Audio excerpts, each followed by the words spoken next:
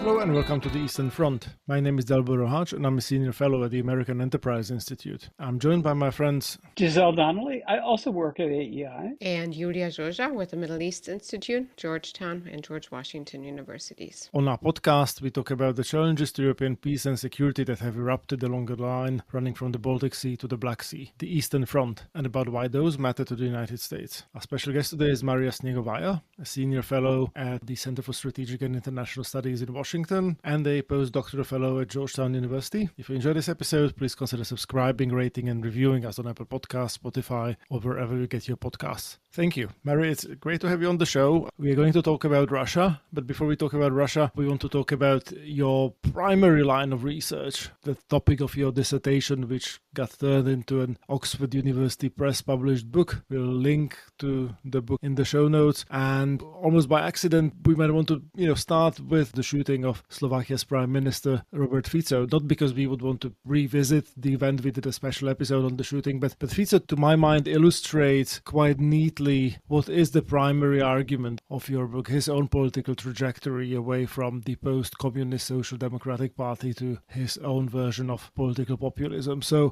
tell us, what is the sort of gist of your research about the far-right populist politics of Central and Eastern Europe? Thank you very much for having me, everyone.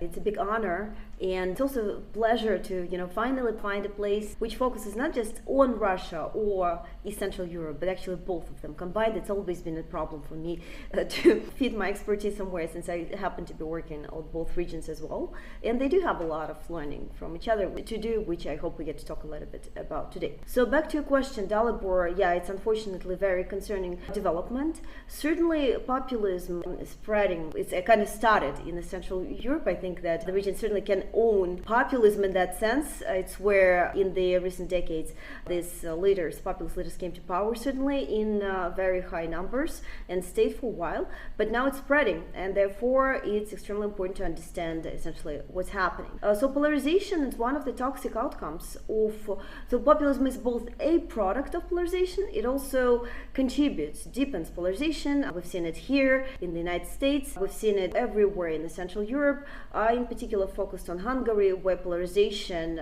is a huge issue, to the extent that literally supporters of Orban and Jobbik, another populist radical right party, speak of the so-called liberal Budapest in the most negative, xenophobic terms you can imagine. And frankly, even my imagination, and I'm from Russia, they've been able to blow up my mind, which is a fairly high bar. Yes. So certainly that is the issue which was of big interest to me. It's one thing having democracy kind of aspirations, hopes abandoned in Russia, where democracy never really started in the first place.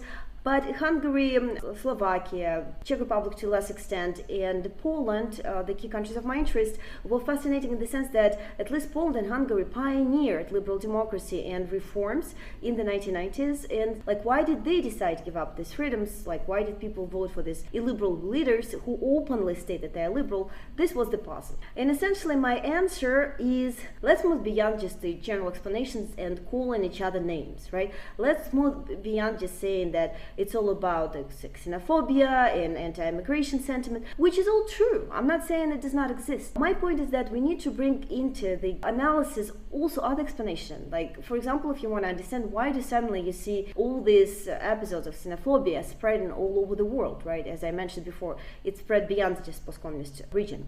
And my answer is, very often those sentiments, popular sentiments, xenophobic, racist, grievance sentiments that certainly drive the popular support, are economic in nature. Specifically have a lot to do with the dislocation and pain experiences that neoliberal reforms, pro-market reforms in the 1990s essentially imposed on the region. It was inevitable. I myself work with Russian reformers during my stay in Russia, so I certainly support reforms, but it's important to keep in mind that when the losers of reforms are not compensated, and that's basically what happened in the region, this is when they coalesce together, and in the next electoral round they vote for leaders who essentially call themselves openly liberal, rejected liberalism in any sense, be it political or economic liberalism, and stay in power for a while. And that's essentially my story. May I ask a question, Maria, about the institutionalization of these attitudes and their expression in party structures? Dalibor schooled us on how Smer, Robert Fico's party, was very much his creation, his personality cult, or whatever you want to call it. By contrast, the Republican Party, for example, in the United States, even if Trump were in jail or passed away or whatever, there would be clear people competing to be his successor. You see people like J.D. Vance, for example. So it's reasonable to believe that Trumpism would continue even without Trump.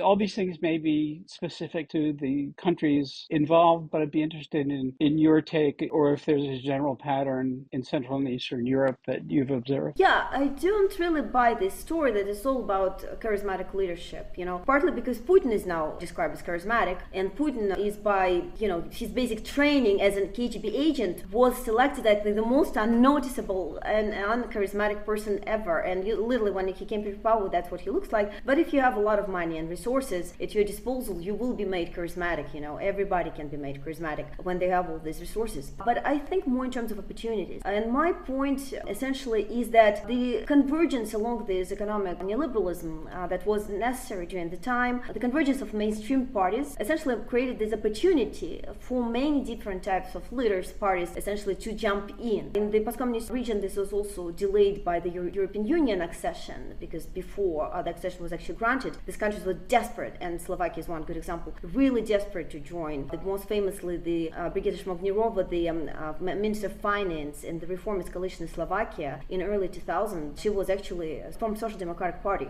so she's actually supposed to be like pro-welfare, but she's on record to describe their work is a work of surgeon. Painful but necessary. The reforms that are painful but much needed to do this, to get Slovakia into the EU. And while mainstream parties coalesced and implemented these very unpopular reforms, they are unpopular, by the way, everywhere, from Russia to Hungary, Poland, you name it, Slovakia. The majority of those societies really not very happy about the reforms because it's really painful, when you don't get, like, for example, those subsidies, the welfare, all the state support that they used to rely on. And so, obviously, in many of those contexts, the opportunity essentially emerged for other types of leaders. We call them populist. That might be not the best term, but it emerged to appeal to these groups, to the so-called left behinds, that nobody else did. And whoever was the first one to jump at that opportunity, so it was Fico, who actually was, his party was a splinter party from this Social Democratic Party who I talked about before. In other contexts, it was formerly conservative, right-wing liberal party like Fidesz, for example, which in the 1990s itself was driving this pro-reform movement. But now, essentially, Orban saw an opportunity to remodel the party and make it, again, appeal to those groups. It's differed in various contexts, but the fact that we see this phenomenon cross-nationally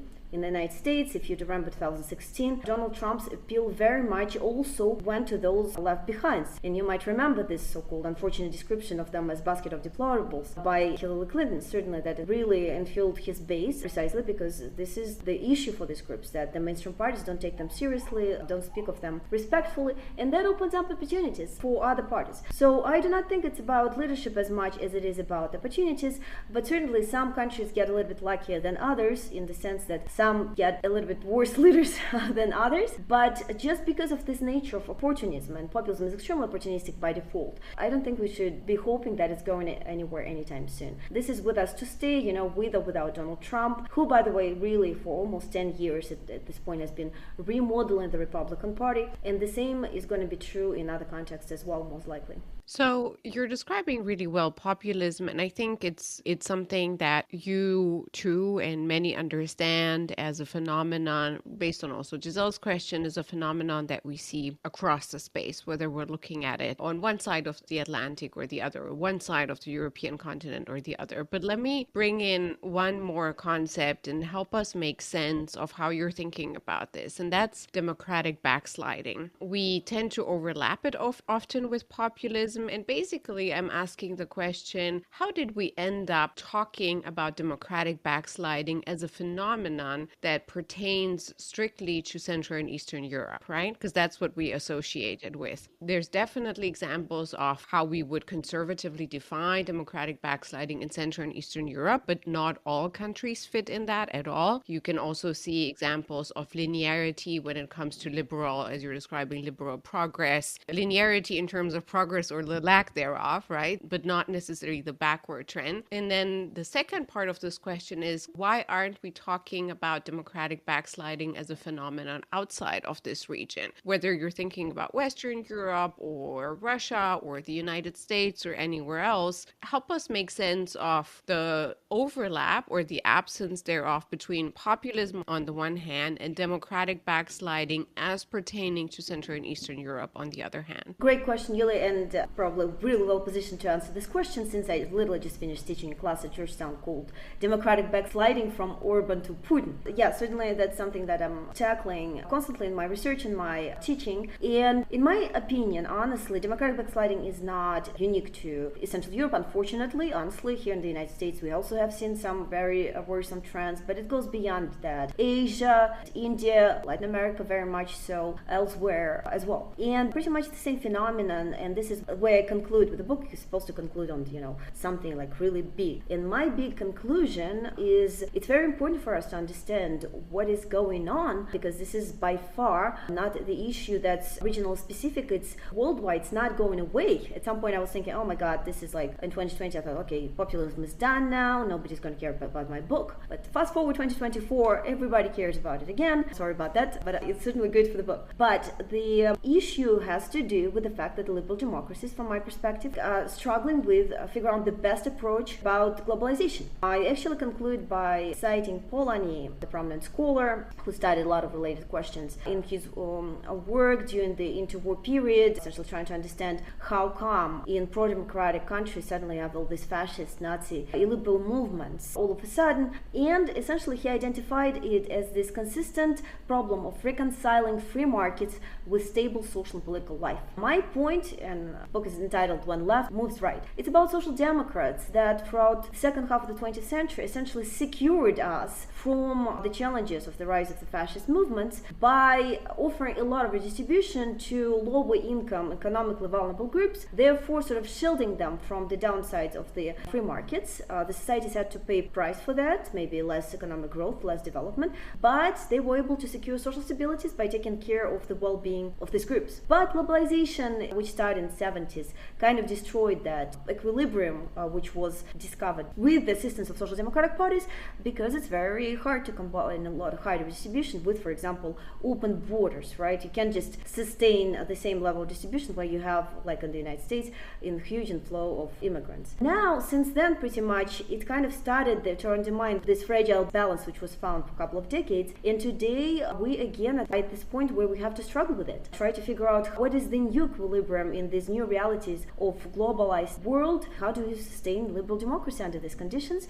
As we can see, it's not easy. The liberal democracy is in crisis, but that's nothing new. That's probably even good news, right? It seems like over a certain period of time, liberal democracies have to go through a crisis, sort of to readjust and maybe come up as renewed and strengthened. Hopefully this happens again, but it's very important to be able to ask the right questions, right? And the right question in this context will be, maybe it's not just about sudden increase in xenophobia all over the world, right? Maybe it's about something else. And my answer, it's very much about the economic insecurities, issues. We need to be aware of those problems, and hopefully that will help us address them. For example, you can see the Biden administration increasingly adopting like those more redistributive take, appealing to this, working class families and things like that. Sounds like they're listening. I'm not necessarily saying I have the best answers.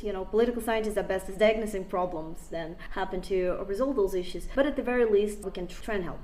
It's been a fascinating conversation, and it's a bit more highbrow than we usually these things on the Eastern Front. I think it's a deep question of how do you hit the sort of politically sustainable rate of social change, and how do you sort of navigate this trade-off between dynamism and social stability. Just to put a little maybe a wrinkle on what you just said, I am of the opinion that a big contributor to the current problem is not so much an excess of economic dynamism, and there is a sort of broader problem of globalization we can talk about. But one of the things that has changed in the 1970s is that Western economies have started to experience a significant slowdown in productivity growth and by extension in growth of real incomes. And one sort of potentially underexplored question is how a zero-sum environment that we might be finding increasingly ourselves in shapes people's political behavior, because I don't think it's necessarily always the answer to have more redistribution distribution from winners to losers, because if there aren't enough winners and if they are not getting quite as wealthy as we imagine, there might not be quite enough to redistribute. And I think part of the challenge with the sustainability of social safety nets in an era of slow population growth or declining populations is to how do you make them sustainable, and where do you get those sort of productivity gains to fuel the economy and get people the sense that actually their lives are getting better, which I don't think is the sense that young people necessarily have these days. Oh, absolutely. I couldn't agree more with that. And it's that's the puzzle and the sad irony. They were trying to solve one problem, right? The lack of economic growth with economic dynamism, opening borders, globalization. They solved that problem. They created another one. Now they have to solve the problem which was created by the solution to the previous problem. To our listeners, I want to recommend one movie which I find actually quite honestly speaking about the problems that those communities, the left behinds, experiencing. It's called Hillbilly Elegy. Maybe you've heard about that one. Yeah, unfortunately, yes. My favorite senator. Well, I do believe that, especially exposing the issues that perhaps we're not quite familiar with living in a very different context, that's what the movie does well. So there's often too much of a failure to distinguish between populism and out-and-out fascism. The one thing you can say about these guys, for all their faults, is that they feel like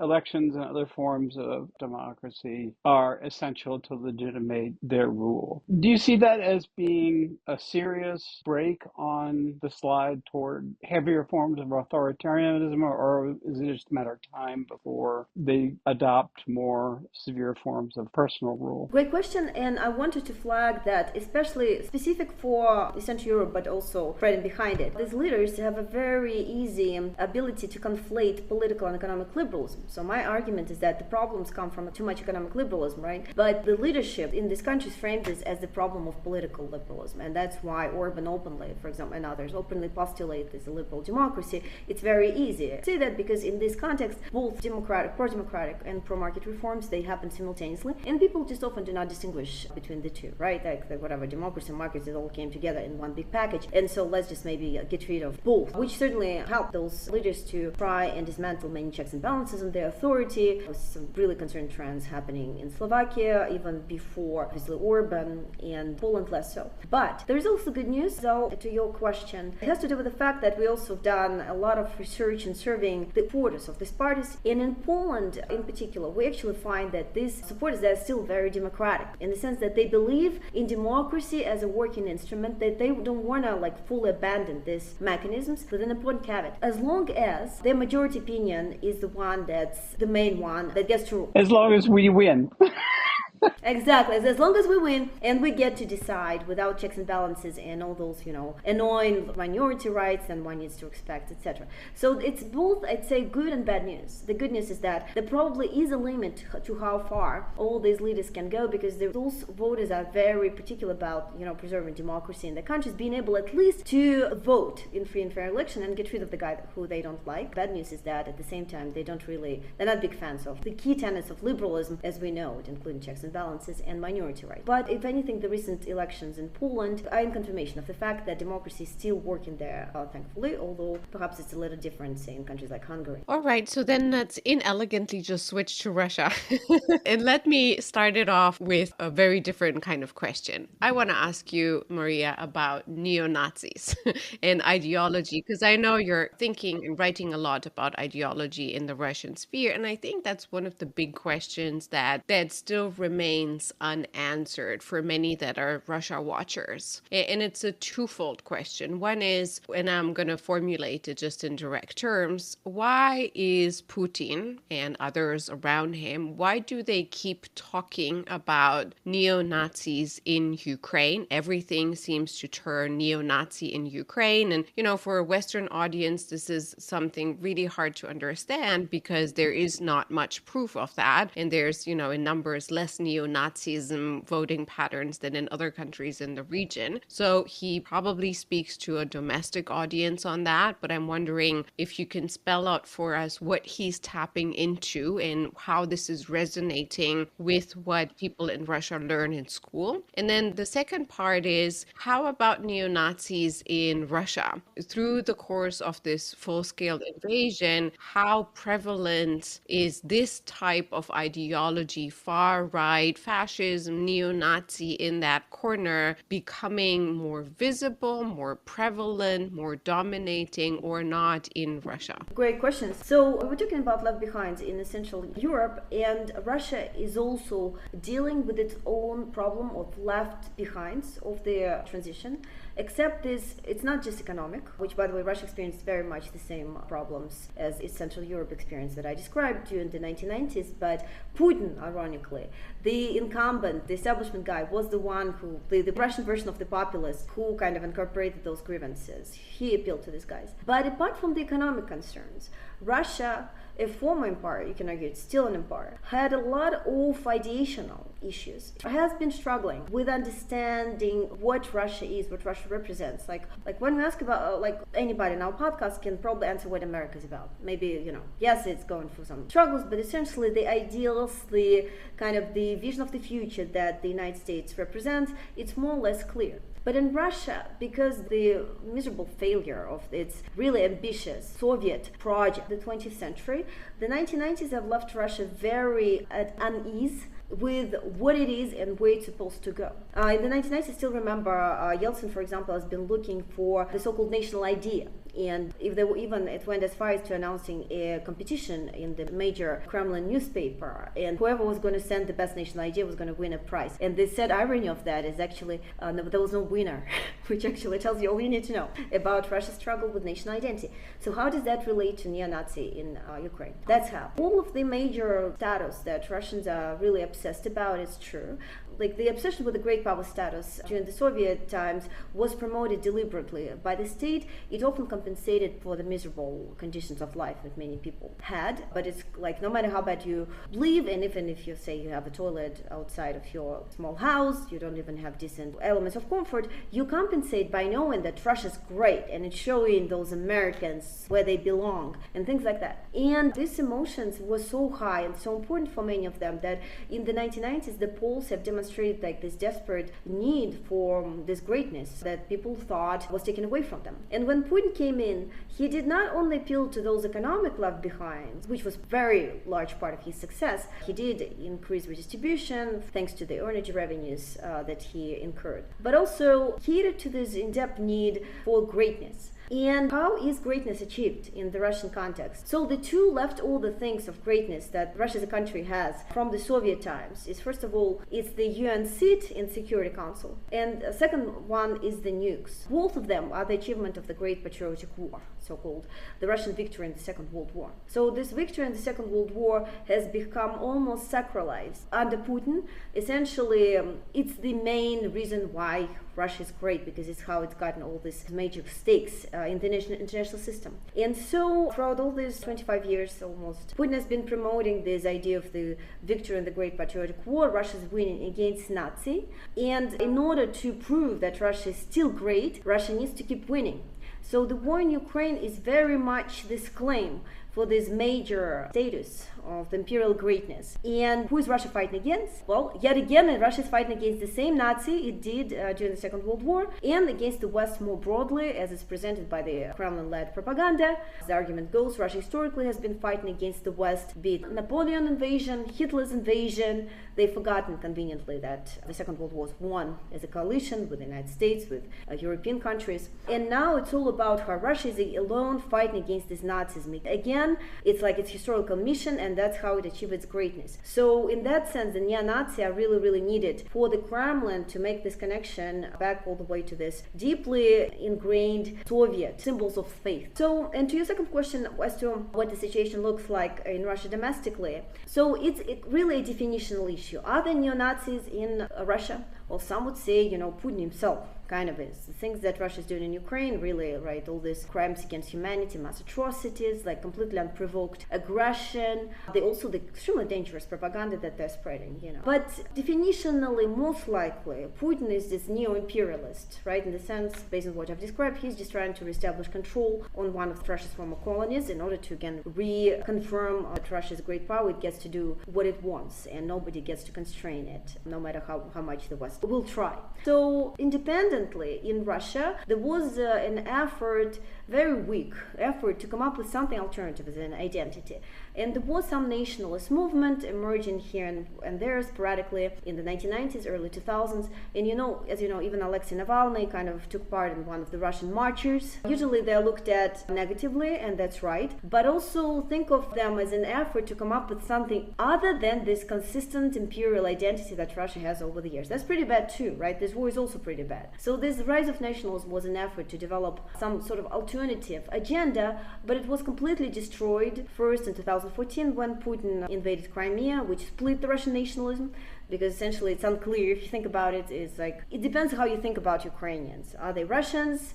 Are they Ukrainians? And depending on that, like Russian nationals either supported Crimean annexation or they abstained. All of that essentially creates a lot of turmoil among Russian nationalist movements, and they're not too strong. So in that sense, I think right now the major challenge in Russian imperialism. Bigger problem is that honestly, not even Russian liberals are capable of coming up something other than Russian historic imperialism. And if you look and listen to Russian opposition in exile, it's very clear that they're divided as to what alternative to offer to the Russian society now. What else is Russia other than this historical empire that just keeps invading and controlling its colonies? That's a big problem that unfortunately nobody has yet been able to answer well. So we started with your most recent book project, and I wonder if we could maybe slowly bring this conversation to a close with your upcoming book project, which, as I understand it, tries to address some of these questions of where Russian foreign policy thinking and strategic thinking of the present day, where it comes from, and what are the continuities and perhaps ruptures between the Soviet era and the era of Vladimir Putin. Thanks again. Thank you very much, Dalibor, for this question. So again, I keep struggling, with this question as to why did we abandon the end of history? Why, having all agreed in late 80s, early 1990s that there's no alternative to liberal democracy, we are now all together across different regions, countries, societies, abandoning this ideal of liberal democracy and looking for some alternative options, whether in Russia or in other countries, Central Europe or elsewhere. That's essentially the same idea that keeps motivating me. And by looking at the example of Russia, I got really excited about looking into the backgrounds and beliefs of the Russian elites. Because ultimately Russian society, while certainly infected with these imperialist great power ideas that I have discussed, still is kind of a follower. In the Russian case, the elites are the ones setting the agenda and essentially pushing the society in one direction or another. And I started creating an essential data set to look at the composition of the Russian elites to realize that, and one of the puzzles was that the rhetoric and their behavior is very much kind of neo-Soviet. They very much like follow in the footsteps of the Soviet Union. Even the terms that they use, they've been like neo-Nazis, for example, in Ukraine, is clearly borrows from the propaganda and rhetoric of the Soviet times. And so to me, shamefully, it was a big discovery, even if then I of course realized that there's a huge literature that's already written about that before, that really the Russian elites, they're still very much the Soviet elites that nobody really has left in the early 1990s, and one can really question to what extent we can speak of democratic transition during that period. What was really changed is the disappearance of the top, the very top, the Politburo, but the lower levels, so second secretary nomenclatura folks, nomenclatura is how the Soviet political administrative elites have been called, they really all held on to their positions. Unlike, say, the Baltics or many of the post-communist countries, there was nothing similar of this mass movement, societal movement, to kick them out from their positions in Russia. And so they just all held on to the places. Many of the institutions, many of the, like Ministry of Foreign Affairs, for example, like literally transitioned from the Soviet Union into the new post-Soviet Russia, almost entirely unchanged. Some of the leadership may have changed, but the rest of them did stay in power. And the thing about nomenclatura during the Soviet times is that these were not just random people. According to some estimates that exist, those are at maximum 2 to 3% of the Soviet society if you count their families. So this is really, really tiny margin of the society which enjoyed huge benefits during the Soviet period. They, for example, often could travel abroad, which no Soviet citizen could even dream of. And in order to get that, which obviously a lot of people wanted because of all these privileges, they had to jump through a lot of hurdles, including to become extremely loyal to the party line and all these beliefs.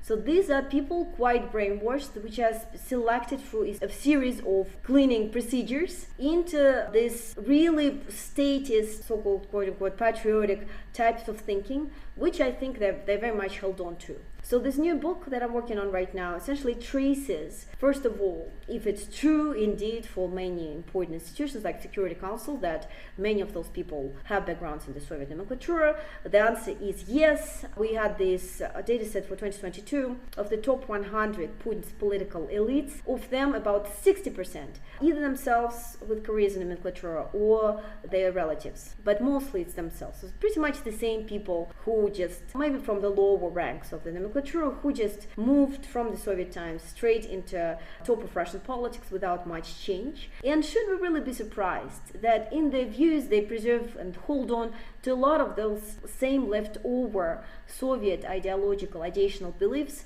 including extreme anti-Westernism, belief that's a deeply ingrained Soviet insecurity, which even Kennan in his long telegram flags that Soviets deep inside they know that they're not competitive with the West, and so they're quite insecure about it, and that makes them extremely aggressive. They have to go attack the West first, otherwise they know they won't be able to compete. That's certainly something that you can see in Putin, in his closest elites who surround them. Another important belief is this, of course, like this sense of entitlement for the former colonies, right, for the former countries of the Soviet Union, and we clearly see that in Ukraine. They're not treated as sovereign countries, they're treated as subordinates that Russia has a right to. There's other beliefs like, say, zero-sum vision of the world. There's no peaceful cooperation with the West in that view, because it's either the West wins or Russia wins, but there is no middle ground, etc., etc. So that is what I explore. You also see a huge amount of parallels in the military tactics, in these hybrid operations, which were first,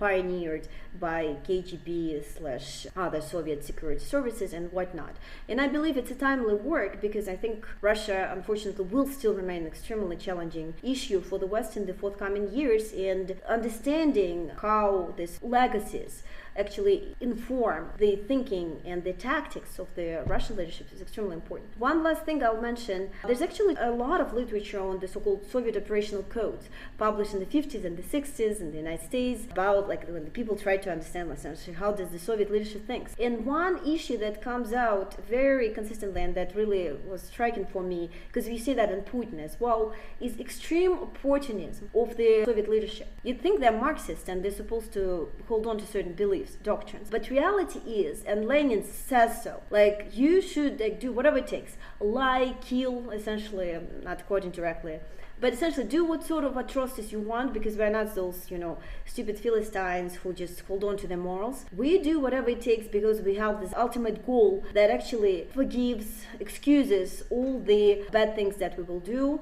in order to achieve the goal. And I think that was pretty much true of the Bolsheviks. I think it's very, very much true of Putin as well. And we should be quite aware of what today's leadership of Russia represents. And I don't want to say it's the same thing, the people, right? Obviously, there were a lot of other influences that conditioned Putin. He has, obviously, KGB connections, he has criminal connections. All of that should be kept in mind. The realities of today are very different from the realities of the bipolar system and the Soviet Union existed throughout the 20th century. But a lot of the thinking stays the same. A lot of the beliefs are extremely long-lasting and latent. And I think that helps us explain how we got into this mess in Ukraine and why this essentially vicious circle of the Western relationship with Russia. I think the West, if anything, should stop blaming itself for having made too many mistakes and led Russia into this situation, because Russia has never left that position in the first place. On this topic, it's very difficult to distinguish between the effects of the Soviet hangover, if you will, and sort of more traditional Russian imperialism. I was rereading Putin's July 2021 "We're All Russians" essay or whatever. Historic unity of Russian Ukrainians. Yeah. I mean, my God, there's as much Batukan and Polish-Lithuanian Commonwealth in there and much less of a Soviet reference. And, it's as though underneath the Soviet collapse was the collapse of the historical Russia, or whatever his exact term was. Are these overlapping, intertwining, contradictory impulses in any way? Absolutely. Yes and no. So that's the biggest question I have to struggle with, this so-called strategic culture. How is that different from Russia historically? Will Russia always be Russia? And that's, by the way, one reason why I'm looking at the elites' beliefs, because if we really want to change Russia, stop Russia from being Russia for once, I think we need to first really grasp with the elites who hold on to the Russian power. And certainly, you're absolutely right, for all sorts of structural reasons, there's a lot of continuity between the imperial and Soviet and then post-Soviet Russia. Pipes and others, right, really analysts and expert scholars during the 20th century really thought of the Soviet Union as just another reincarnation of the Russian Empire, which probably it was, even geographically. Having said that, I think some of the things that are particularly puzzling about Putin today cannot be explained without factoring in the Soviet background. And I think this extreme anti-Westernism that these elites share, that was not distinctive of the Russian imperial tsars. In fact, those were often the relatives of the European kings, the royalty. They were actually all connected. And while Russia was still probably one of the least developed countries in Europe at the time, and politically as well as economically, which is still probably true, nonetheless, it was still part of the, at least throughout like 18th and 19th century, still part of the Western world, if you will. And it sort of kind of behaved, at least to an extent. I think that the Soviet version of Russia has done has been completely a deviation from this pro-Western historical track, and I think that's something important to keep in mind. Second, I don't think you can explain Russia's current ongoing east turn, quote unquote, this leaning towards China through like purely, strategic cultural, like realist explanations, because Putin consistently doubled down on his anti-Westernism instead of playing this power balancing, which would have been this more natural 19th century, for example, position, right? You're not friends with anybody, like real good friends, but you're not enemies either. You're just balancing, right? That would be like clearly classic concept of Europe politics. What Putin is doing right now and where he's taken Russia is something completely different, and it's hard to explain without factoring in this hostility to the West and this vision of the West as an existential threat to themselves, to the Russian leadership, who they equate with Russia altogether. And I think this is where the Soviet legacies they come into play and help us explain as to why. So if anything, was Russia just another version of the Russian Empire today? Things would have been way less dangerous than they are and way less consequential. And hence factoring in Soviet legacy is extremely important to understand how we got here. Excellent. Maria, thank you so much for this education. From me, Dal Bruhach, Giselle Donnelly, and Julia Joja, thank you for listening to The Eastern Front, a podcast dedicated to security challenges that have erupted along the line running from the Baltic Sea to the Black Sea. You can find more episodes and additional content on our website, aei.org, Apple Podcasts, Spotify, or wherever you get your podcasts. Please do get in touch with us on Twitter using the hashtag EasternFrontPod, written as one word, and don't forget to sign up for the Eastern Front's newsletter using the link included in the show notes to receive more content from the Eastern Front. If you enjoyed this episode, please consider subscribing, rating, and reviewing us. Thank you, and goodbye.